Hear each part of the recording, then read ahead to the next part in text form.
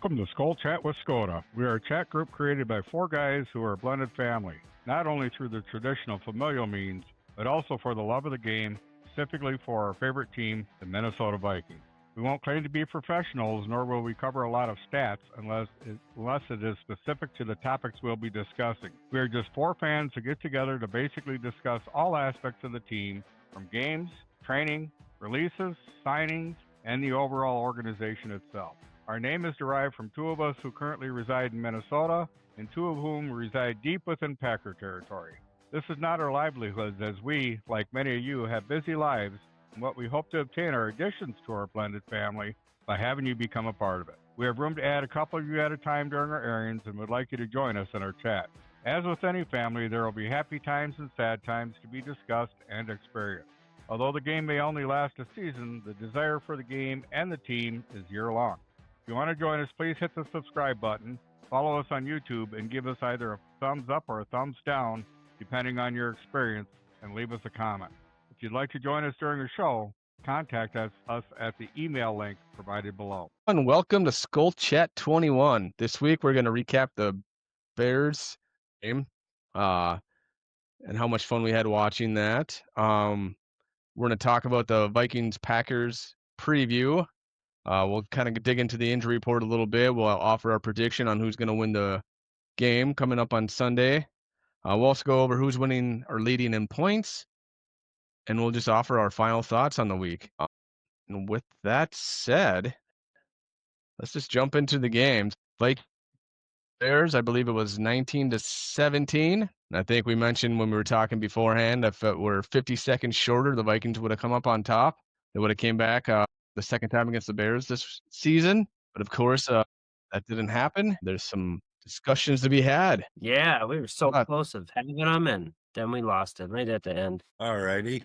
Who wants to start this show here? Let's get with it. Well, Overall, I think that the play calling was better than what it has been. You know, everybody complained about O'Connell and his calling the plays. They ran the ball more. Granted, there'd be some cases why didn't he run more, but like I mentioned before, you know, we're not out there playing, so we don't see what the old line and McCarthy sees.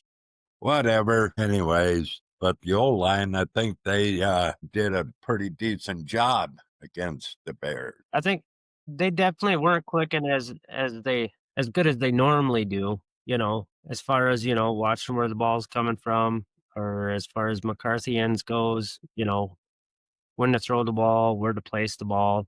There is a lot of mismatched throws there, as we all seen, you know. Well, yeah, then there was, what was it, 5 drop pass. So. Yeah, they couldn't hold on to that puppy at all. I mean, they could to a point, but, you know. No, I mean, it goes back to just like the prior games, but I mean, a lot of those throws, though, were horrendous, too, so. Yeah, ball placement. I think I want to say he was just rushing himself. I was just going to say that was his biggest issue is his footwork, his timing. I mean, there was stories back in the day when Bill Walsh was the head coach of the Niners and Joe Montana was the quarterback, where they would almost like a dance rehearsal. Joe Montana would take a 3-step or a 5-step drop, and right when his back foot hit, he had to get rid of the ball, and it was timing with the receivers and everything like that all meshed. And that's just not coming in. That's just not coming together with JJ.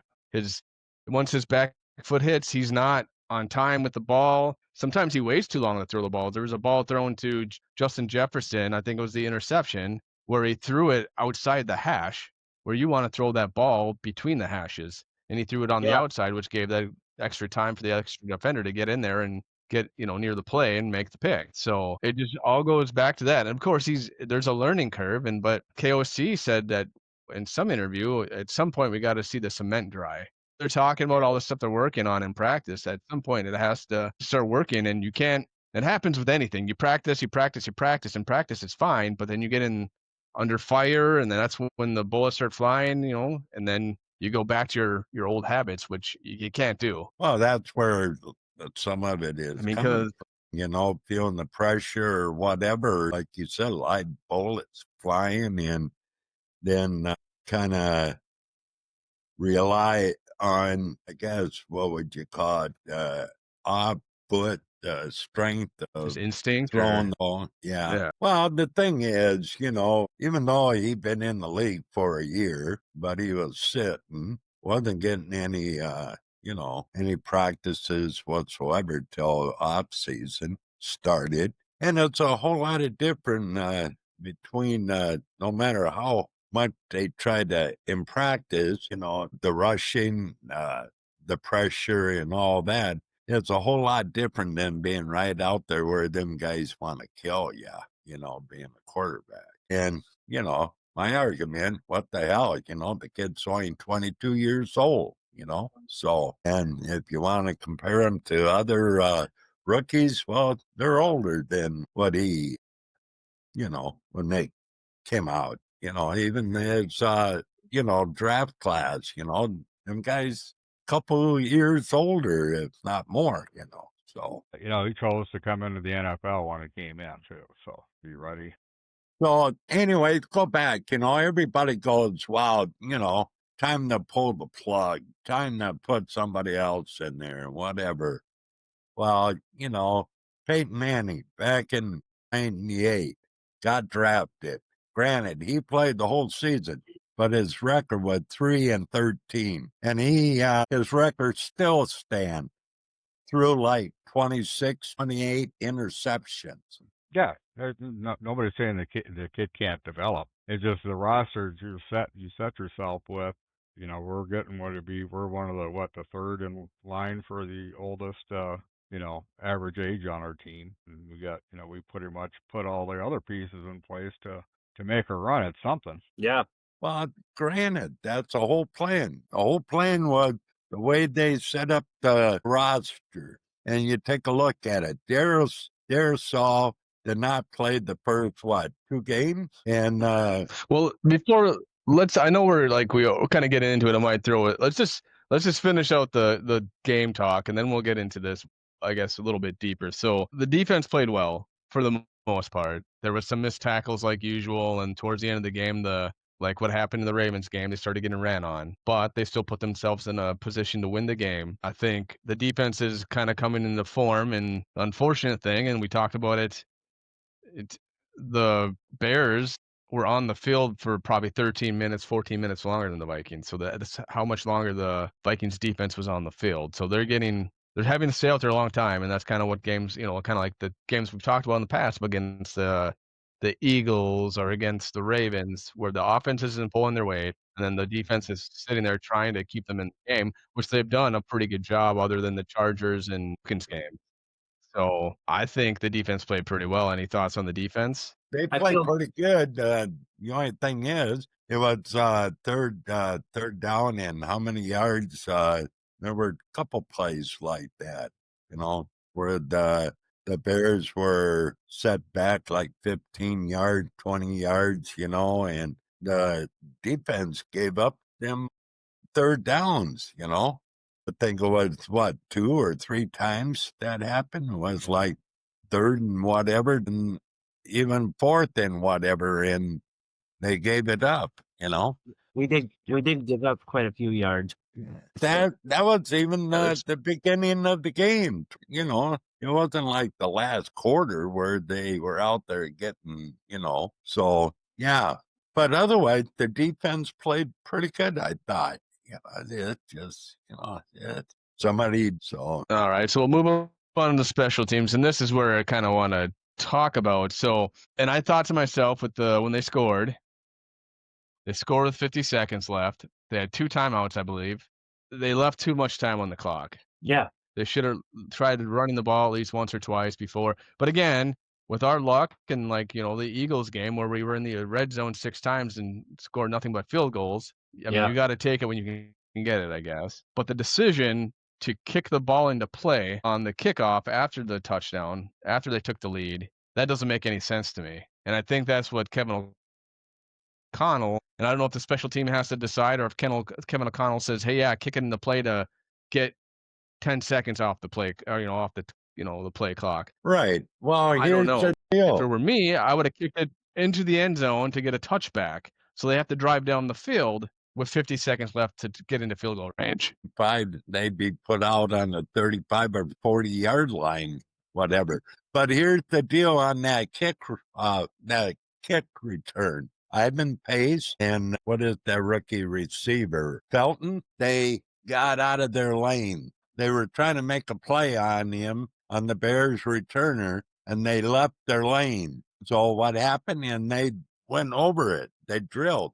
Got to watch out for this guy because he likes to go from one side to the other side of the field.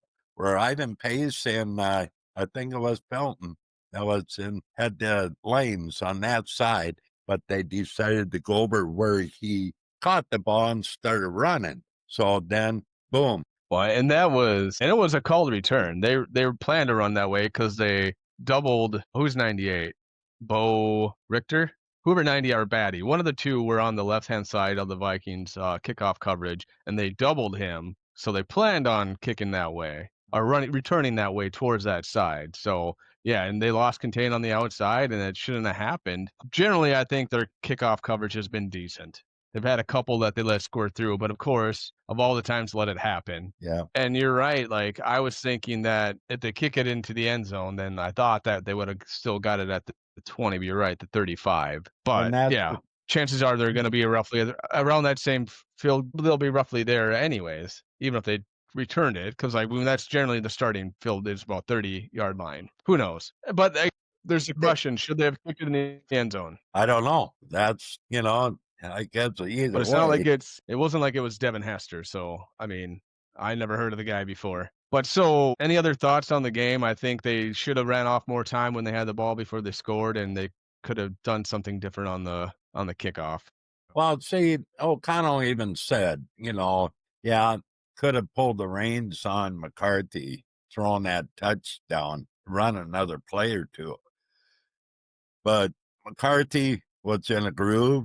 He was making plays. He was throwing passes that were getting caught and whatever. And the opportunity was there. So O'Connell let him take the shot because he didn't want to, So I guess one way or the other, Yeah, I mean, in this situation, again, I mean, it's, he's whoever makes the most plays, right? And that's what happened. The Bears made the most plays, even though they weren't the best team on the score. They were on the scoreboard, but not in the game, I don't think. Well, I think 3/4 of the game they were, again, just like the first game of the season. But we'll kind of go back into what we were talking about, and I think this whole conversation started because on Sunday, John texted a comparison of another Vikings first-round quarterback from, 2012 or something like that. Year. And that's, Christian Ponder. And, I was thinking of something all season long, and I'm like, I was trying to think of what it was, and that was exactly it. I was thinking of, like, he reminds me of something, and it reminds me of the Vikings,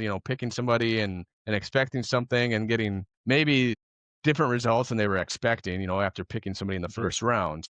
Yeah. And do you remember what you text, John? I can pull it up if you don't have it handy. It was basically Christian Ponder and J.E. McCarthy's current, stats were there at the first 5 games. And so, I mean, what are realistic expectations of a rookie quarterback? Well, not a rookie quarterback, a second-year quarterback in the NFL with the ready-to-win offense, or a ready-to-win team, I should say. I mean, there's a lot of talent on the roster, and I think John kind of alluded to it. It's one of the older rosters because they have veteran players, because it's the way they set up the roster. They got a lot of free agents that are, their second big contract, or I guess the second contract is, after 4 or 5 years in the league. So they're nearing their 30s. What should the expectations be? And I don't think it's Peyton Manning, his rookie year, because all they had at that point, they had Marshall Faulk, and I think they had Marvin Harrison's was only in his second year when Peyton Manning was a rookie. So the record was 3-13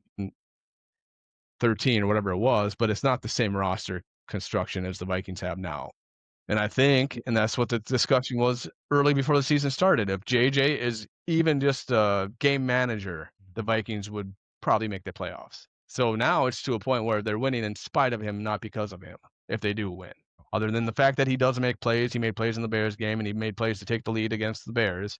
But 3/4 of the game, I mean, he ended just like Caleb Williams ended at 50%, completion percentage. But I mean, it's got to be we've seen one game, and that was the Lions game where he played pretty well. He played well in the first quarter. He started off well, and that's pretty. I think that's the only game this season where he started off well. So what is fair? What can we expect? Yeah. Well, yeah, like I said, yeah, true. It'd be his second year, but actually it's his rookie year because, he hasn't played in the game except for the one preseason game where he got hurt and that ended his season.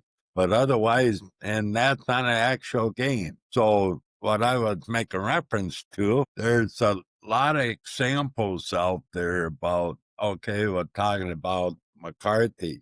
Well, McCarthy's got the arm, and he also got the spiral to the ball, where some of these first rounders that have been drafted did not have the arm. Ponder didn't have the arm, and No, he didn't. No. but now then go back. Okay, Josh Allen, his rookie year was a shambles. Yeah. He had the arm, but his accuracy was way off. Yep. Then go back, like Alex Smith. His first year was a shambles, but he turned out to be a fairly good quarterback. He was even better than Kirk Cousins. Look at how many errant throws that Cousin made. It was either too high or it didn't even make it to the receivers, hit the ground. We're talking, so yeah, I understand about the roster. And the plan was, yeah, but here ended up with the key players. Okay, for an example, during training camp, Jefferson wasn't out there. How many weeks was he on the sideline? Sure. I want to say 3 to 4. So the whole time, the connection with McCarthy was with Addison and Naylor. All right, at the beginning of the season, how many passes Naylor dropped that he had come to him? Now, Addison, last week against the Bears, was the first time he dropped the pass, and he had 2 of them. So the thing is, and look at, go back to when the Vikings played the Bills with Cousins.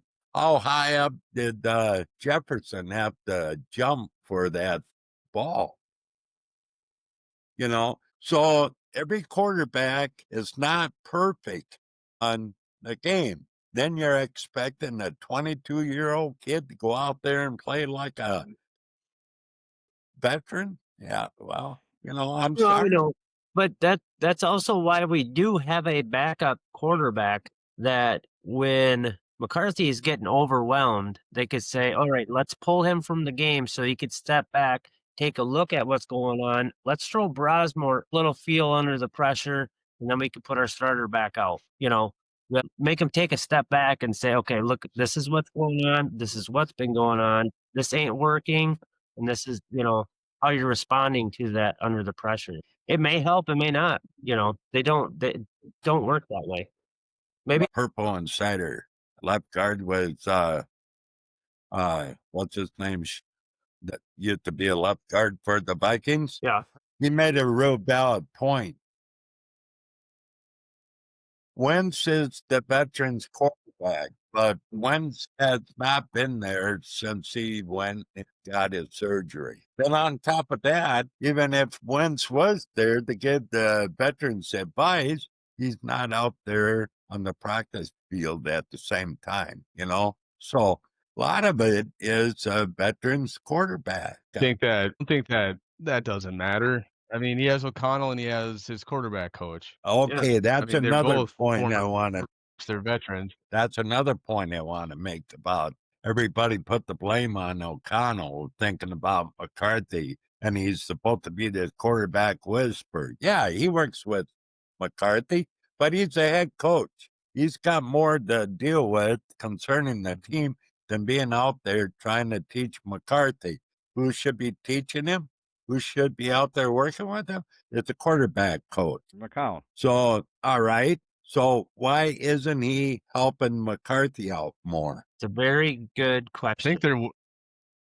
I think they're working on it. It's just like he's just not learning in game. I think the same issues continue to happen where I think his touch has gotten worse. I think his accuracy's gotten worse. And again, I mean, I want him to succeed. It's not like I Yeah, don't me want, too. Me too. I mean, obviously. but I just think, and again, like, and I know that the NFL, and we can see from Sam Darnold and from Daniel, what's his face now playing with the Colts, that a lot of times the NFL gives up, or teams give up on these young quarterbacks way too early. Oh yeah, Uh, absolutely.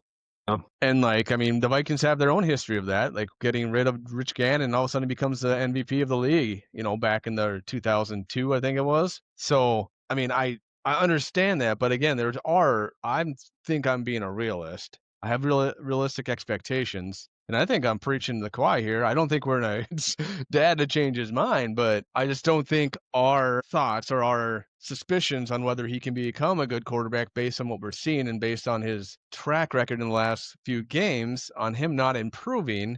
I just wonder how much he can improve if he's not going to within the season. Right. I think he could improve, definitely. But like you said, they practice.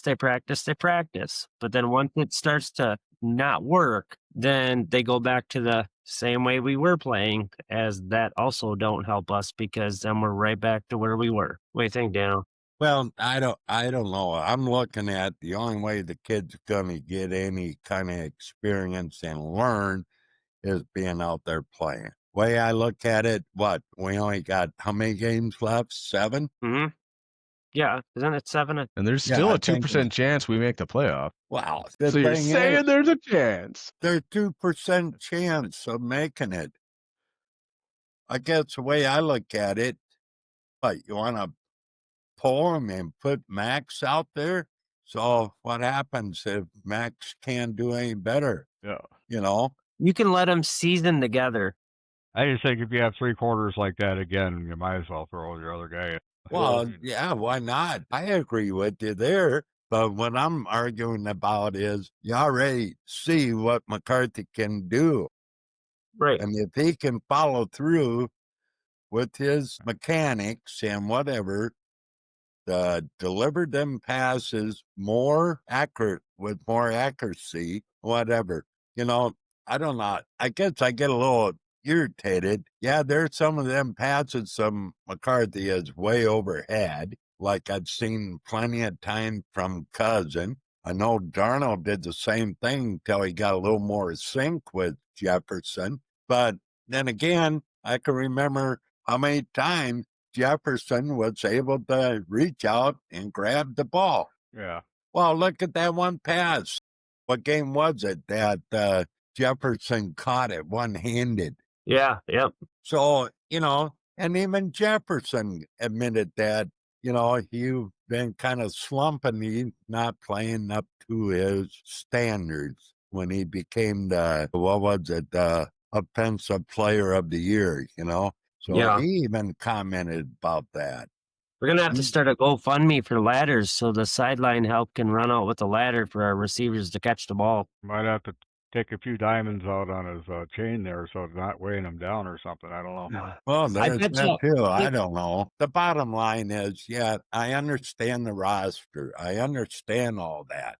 But the bottom line is they picked McCarthy. We all hoping for the kid to work, and Yeah. the only way he's going to learn anything if he's out there continuing to get the bullet. And the way I see it, and give the kid till at least mid next season. If he doesn't improve any, they're not looking for a step ladder of improvement from last week to this week. A little bit more improvement. He's good at the reading, going up there and, with the making the calls and whatever for protection and that. He's got that down. That just needs to not think about his mechanics or whatever when he's under fire, because once you start thinking about all that, keeping his posture and whatever to deliver the ball, I think that's part of it. He's thinking too much on that too. Yeah, overthinking it. That's what's messing them up under the pressure. Yep, there you go. Yep. But yeah, I'm all for it if three quarters of the game, after 3 quarters, things are going to pots or not worth a shit. Yeah, go ahead, throw Max out there for a quarter. I understand the NFL is different than college, of course, but I mean, Well, I don't yeah. know how in the heck he made it through so many games. Oh, I think that's it though. Like the Michigan, like he wasn't asked to throw as often as he's throwing in these NFL games. I mean, here's an example. So the Vikings they ran it 22 times total between Aaron Jones and Jordan Mason. JJ didn't run the ball a single time. The Bears, they ran it about 40 times, over 40 times. So going back to his college games, they were running to help out and to having the team win. Not that he couldn't throw, but when he was making throws, like it seemed like in college, like he was making the big plays, and when he was asked to make the play, he was making them. And that's the difference now. He's just not making the plays, whether it's his mechanics, his footwork, whatever it may be. He's just overwhelmed. I think his clock, again, earlier we were talking about he needs to get the ball out quicker. The Vikings quarterbacks need to get the ball out quicker. And we need to have a clock in our head, especially when the line was playing poorly. But I think that clock is just too sped up for him, where it's just not meshing with where he wants to be or where he needs to throw the ball. Yep. And he's just in a rush. He's rushing himself. And when you're playing sports or anything you do, if you're rushing it, you don't do it as well. So that internal clock, he needs to slow himself down, but still have that clock, that pocket awareness where if he can just be like, just don't throw interceptions, don't throw arm punt, just not try to make the huge play every single time. It'd be fine. But again, like you said, like they're not gonna, if he's taken out of the game, like in the third quarter and Max goes in, and I mean, chances are he's not starting the next game. So I don't think they're ever going to do that to him. If he's healthy, he's going to be playing the rest of these games. Yeah. Unless they're blowing somebody out or unless they're getting blown out. And that's the only excuse that they can use to get him out of the game. Because again, they don't want to hurt his ego, or not ego, but they just don't want to hurt his development. And that's just going to crush it it's going to be even worse than where he is right now. No, and I understand that. They built the rest of the roster the way they built it, and they let a couple guys walk that they shouldn't have. Well, the thing is, if they wouldn't have kept Darnold, they wouldn't have been able to make the move in free agency like they did. They offered Daniels the same amount of money. Yeah. But the Colts says he would be competing for the starting job. Yeah. So, of course, he's going to go there. And, of course, seeing Richardson, he already played, a year and a half, or wasn't it going on his third season? He couldn't play worth a shit. So, yeah. Jones knew he would more likely win the job. Yeah, but take a look at Darnold, though. Darnold lost the game against the Rams. He threw how many interception in that game? 4 games? Or 4 interception or something like that. I didn't even watch any of that. No, I was just going by. They have won 7 or 8 games, though. Sox was a division opponent, the Rams are in their division, so it's going to be a tougher game than normal. But I think at the end of the day, I think we can think. I know the coaching staff was expecting better results. Otherwise, they would have maybe invested more into Darnold or Daniel Jones, or said, hey, you can compete for it. But they must have told both of them that no, JJ is going to be the starter going forward. Right. So I think just like we expected better results, I think the coaches did too, and the rest of the team does. So I think, I don't know, together, but you know what week it is, and the Vikings have the worst luck in that for sure. Well, they haven't drafted first-round quarterbacks very often either. Well, this is the second or third time they drafted a quarterback in the first round. Dante Culpepper was what, number 11? Oh, you're right, yeah. And then Ponder was like number 12. Did they draft Fran? Dante Culpepper is what I was talking about. Well, I know. I was just saying that, like, yeah, they drafted. Well, here, get this. They drafted Tarkenton. Well, he went to play for the Giants. What's his name? After watching Tarkenton, because Tarkenton would scramble, and he said that a quarterback don't scramble. Van Bronklin. He was drafted in the 3rd round. I was way off. Yeah, you're right. So it was Culpepper. That's crazy. It was in the 90s when they drafted their first quarterback in the 1st round, if that's accurate. Yeah. Then but I believe Ponder was in 2012. And Spillman. Joe, if you remember that draft, you came out and said that Spielman overreached for Ponder. Yeah. Because you even commented about Well, Ponder's college career, was, he was more like a second rounder. he didn't win in college. Yeah. And they reached on him and they tied. Spillman lasted longer than Ponder, though. Most of the time, the Yeah. general manager and the coach will tie themselves to that first round quarterback, and they're gone too. But at least they have his first contract to see whether or not it pans out. So we have what? Is it 2 or 3 more years? 3 with the 5th year option. Yeah. Well, now. Yeah, so technically 2. We'll see. Yeah. So, I mean, I think we kind of beat this to death, and we kind of alluded to it earlier in other podcasts, but I think we should. I thought it was good to have a conversation about what our expectations are if we're having unrealistic expectations. If we're expecting too much, and I don't think we are. I think we're just expecting a game manager to let the rest of the talent on the team help them win the games. When we have such a nice O line, I mean, it doesn't get more set out and don't get more. One thing I noticed though wasn't in the Lions game where it didn't go for these deep balls. It was like short crossing routes and whatever, where they were picking up yards along with running, and it works when they put Naylor out there for the long ball. And usually it seems funny, but Naylor seems to come down with them long balls because nobody's really covering him. If anybody is, Naylor outruns them. Where Jefferson doesn't have the speed as Naylor, then more times than none, he's got one riding his ass and, riding his tail end. And then you got 1 or 2 playing high, like the safeties and that. So basically, Jefferson, more times than none, got, if not 2, 3 eyeing him. So, yeah, but what my point is, last game, O'Connell ran the ball. His play calling was better, but I think they need to shorten the routes. That's my opinion. To help the quarterback. No, that's what I've been saying this the whole time. Well, I mean, I thought you were saying something. when the throws out, move your mic up a little bit. I don't know if we can hear you when you're talking. People keep talking over you. John, like his mic was kind of down, so we were talking over him because I'm not sure if everyone was hearing when he was talking. I didn't hear him. What you saw? I just saw his mouth moving. We value everyone's input equally on this podcast. Yeah, no, I hear you. Sometimes, once in a while, I'll pause it to ask Tina how she. Gotcha. That's why you see his mouth moving.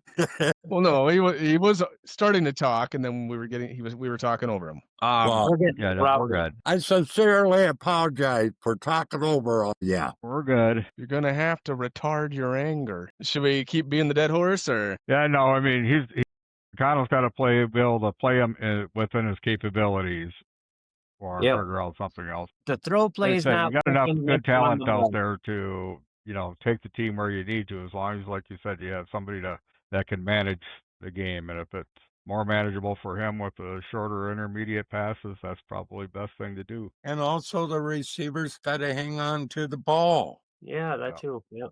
And they got to run to the ball instead of trying to dive and reach over for the ball. They got it. Yeah. I see the ball coming. I can see it. You should catch it, but I can tell you, if you're expecting a pass to be thrown in a direction or a vicinity, and your running falls not in that vicinity, but behind you or higher or lower, especially if you're coming right out of your break and the ball's right on your helmet, it's tough to adjust. So again, it comes to placement and touch. Having touch on the ball when you need to have touch. But they do need to catch the ball. That all the time. Touch on the ball. Like Hawkinson, when he didn't catch that, he would have had a first down if he would have caught it. I know what you're talking about, but there are other times when they're trying to run full speed and the ball's not thrown or misthrown. The ball's not thrown. I understand all that. That's, the timing. And like you said, okay, his clock is going too fast and he's throwing it in it. Or not fast enough. Anyways. Sometimes he's throwing it too early or waiting too long to throw it. not seeing it when he should see it. But it is. What week is it? What week is this week? I don't know. I lost track. What week is it? Yeah, me too. 12? 11? Oh, that Packer week. week. Oh, Packer week. Lambeau Field. Who's going? What do you mean Nobody? who's going? I thought you bought us all tickets, Dano. What's going on? I was checking the date. Yeah, like in the luxury box, I hear. You got ants in your Are pants? you I don't have any money. building the fireplace? I got a fireplace. I don't. Packers talk to prove that you were an owner. I have voting rights. I'm an owner. The Yeah, Green Bay that's right. Packers. Well, we know who you're picking. So Who you picking, Tom? Well, we're gonna Oh, go we're not- over we're the. not. What? I'm just being We actually picking them now, or are we gonna go over the injury report before we do our picks? well, let's go over the injury report and just kind of talk about what we think the game's going to look like, because the Packers have struggled too. I think there's something Not wrong with maybe as much Vikings have. I'll tell you right now, Gernard, is it Gernard, the defensive end or outside linebacker? Yeah. Yeah, it was the outside linebacker. He didn't practice today. Right, but he will be practicing tomorrow, and They're he was- hoping that they'll have he both was, guys back in too. he was working on the sideline. Yeah. Then who else was? So it's Gennard and Will Fries who did not participate. Yeah. Then Ryan Kelly is practicing, full participant. I think that's about it on the injury report, isn't it, Major? Well, Darrison Jones and they both were full practice, full participation. So that's it for our list. So it sounds like we should pretty much have everybody back for Sunday is what they're thinking right now, and they're hoping. Yeah, they're hoping Gernard will make it in. And if it's not this week, probably the following week, Ryan Kelly will be back. They'll see how this week goes for Ryan Kelly, see how he's, But yeah, what about the Packers? I heard there's some injured. Yeah, they have 4 that did not participate. Well, actually, I think, let me double check. Actually, 5 that did not participate. So Carl Brooks from the defensive line, he's out with an ankle. Their cornerback, Nate Hobbs, he's out with a knee. Josh Jacobs, their running back, is out with a knee. Quay Walker, their linebacker, is out with a neck. And Savon Williams, the wide receiver, is out with a foot. Did not participate for him today. Yeah. Yep. They do. For their limited practice, they had quite a few guys. That Javon Bullard, their safety, was limited with an ankle. Their linebacker, Cooper, limited with a foot. Their wide receiver, Dobbs, limited with a wrist. Other wide receiver, shoulder, wrist. Matthew Golden, limited. Their quarterback, Keeson Nixon, was limited for an illness. Micah Parsons, his pectoral, I think they have him on there pretty much every week, don't they? And then their other O-line, Zach Tom for his back, defensive line, foot, Lucas Van Ness for his foot, and then Watson for his knee, wide receiver, of course, and their other Wicks, wide receiver for his calf.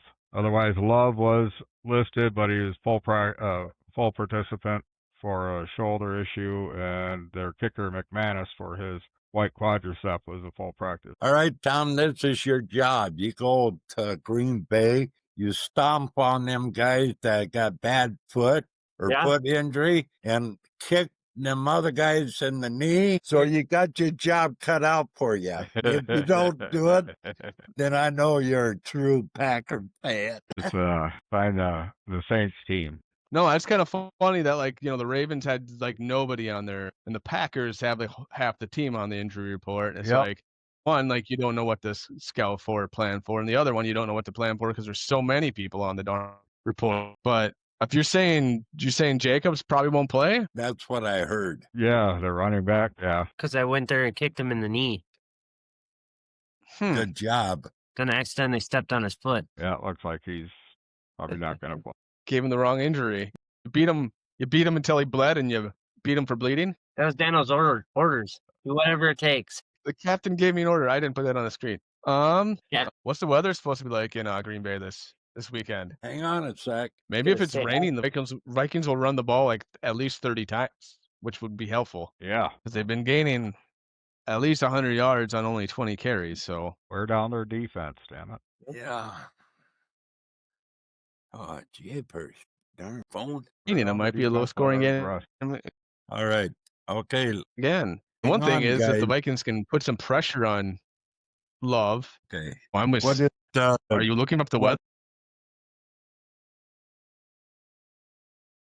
Sell them. Sunday's forecast for Green Bay is 52 degrees and partly sunny. supposed to be nice in Green Bay? Is it? So that's Supposedly a high of 52 and partly sunny. Wow. Yeah, November 23rd. Hey, Damn, That's I better look at my um, weather. usually got to play them in January. End of December, January. well, like him to do. He's a lot easier to take down than Caleb Williams or Jalen Hurts. So that should be a bonus if they do get pressure on him. He just came back after what was that? It's last year or the year before, like when he played pretty well. I don't think he's gonna. I think he's kind of fell back to earth and not playing as well as expected him to. I don't scared of the run game either. They seem to be in love with the passing game, kind of like the Vikings are. So they don't run that I much. think our defense will be, 1-1 with theirs. There's only two If they go over players form I'm really tackling, I think the worried defense about. would be a lot better. That I'm worried on the Packers at that. What's his name? Parson and the other guy. Parson play on one end or whatever, and they shuffle around on the D line. Those two players I really worry about the defense. The offense I'm not really worried about because I know D-Flow is gonna flow some magic. Yeah. Yep, they got a glass wide receiver. Well, I out think there. they can't stay healthy. Yeah, no, I think it might end up being a low scoring game. I think it's gonna be. Gonna be a nice day in Green Bay. Yeah, when they lose, Yeah, I know the Packers gonna lose. how bad are they gonna lose? Well, I'm thinking it's gonna be bad. How bad? What score do you think it will be? I hope he's doing his calculating. Wait. Same score you predicted last week. Was it? Yeah, I guess it's like a clock or something, right? Always can hope. All right, John. Boy, tough one. Let me scare you.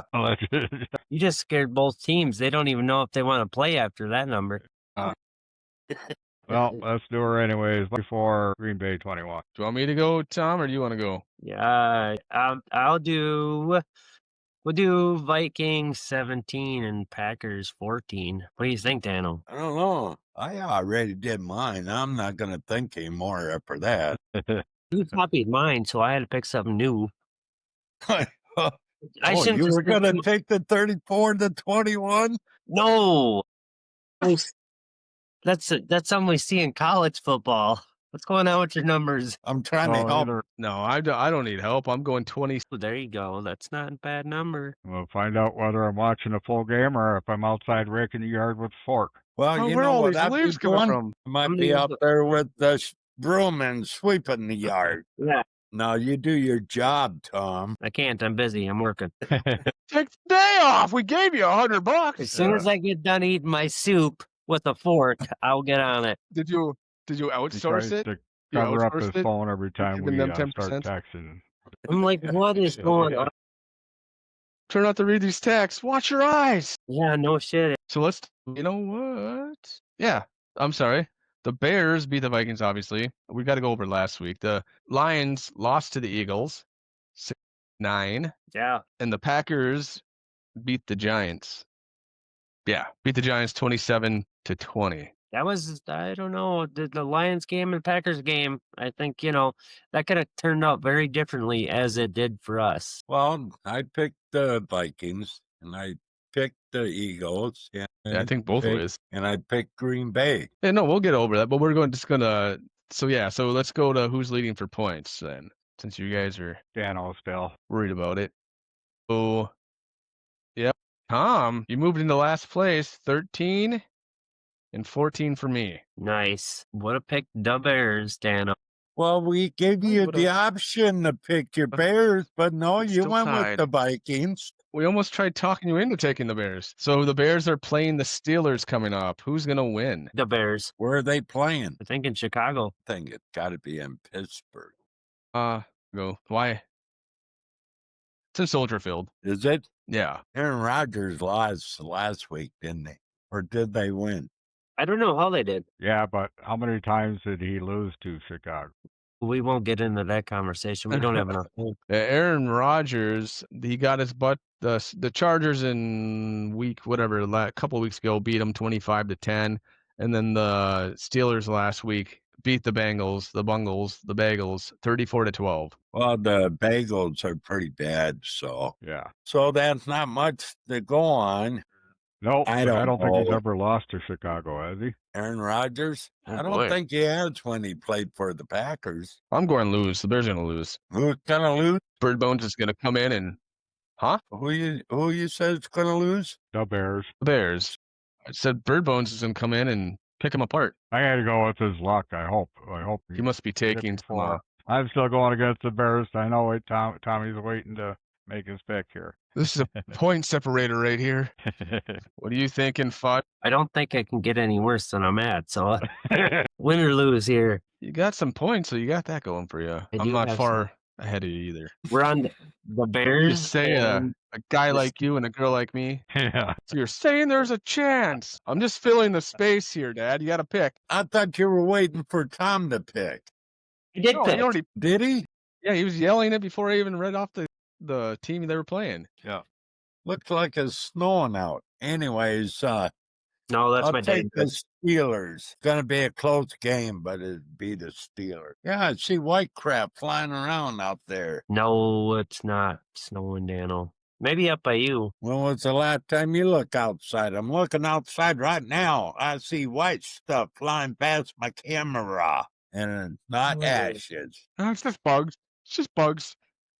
Yeah, Lions play the Giants in Detroit. Oh, lies. Yeah, I'm gonna go with you on that one, Dano. Lions. Me too. I might crap my pants if they lose, but you never know. I'd take it. That all depends, Dano. I'm not gonna go there. Strapping your pants and depends. All right, we did that. Anything else? No, I think we got it wrapped up for this week. Yep. Be good. Yeah, I think Trying to schedule my. there'll be some positive results from your schedule. Your what? I gotta schedule my drive down to Green Bay here this week. You better pay an alibi. Oh, Hey, he was at Dano, work. I don't know what you're talking Viking about. stuff. You're better off going Friday night catching them guys, because otherwise they'll be staying in the motel or hotel wherever they stay. for the The game. Holiday Inn. So you're better off getting a hold of them guys Friday after practice. I hear they like to hang out at the Circle K. Ooh, the Circle K. Nice. Is that the same as Quick Trip? No. I think Yeah. Circle K took over Speedway. Be in the Holiday Speedway, kind of, yeah. Yeah. That's right. Circle K, they used to, It just when I lived out in Boise, Idaho, they had 7-Eleven or Circle K. Convenient. gas That's station. 11 South. so kind of a West Coast thing. That's kind of back Well, wagons, right, Dano? Huh? They've used the horse and wagons for the circle around the K. No Back- wagons. No, they just made a big red circle with a red K. Been with kind of red and green, whatever it says. Yeah, I remember 7-Eleven. They had the big Really? gulf. my I'm favorite movie telling you. quote, or one of my favorite movie quotes, is from Bill and Ted, and it's when they say, "Strange things are afoot at the Circle K." Do you remember that movie? Yeah. Anyways. So I think we're expecting better results from JJ this week, and if they do have better results, if they run the ball at least 30 times, I think the defense will do what they need to do, and we'll actually feel good about the team Sunday evening. And Jones is I- going to want to run. I think they ought to do short crossing, whatever, short passes. Don't push them 20 to 30 yards down the field or further, unless it's a speedy nailer we can throw a bomb to. But otherwise, yeah, go with the flow. I Take think, your time. KOC starts twitching if he doesn't throw it 30 yards downfield. I don't It's like know. Seth saying, get the. Maybe one time, but He's got a need make for it speed. Yeah, let him get the tempo of the game first. Yeah. yeah, I hear you. But if you like what you've seen here, give us a thumbs up, comment, subscribe, all the fun stuff. If you want to join us for an episode, the email will be in the description below. It is skolchatwiscota@gmail.com. And with that, Skol. Go Vikes. Vikings. Let's win the game.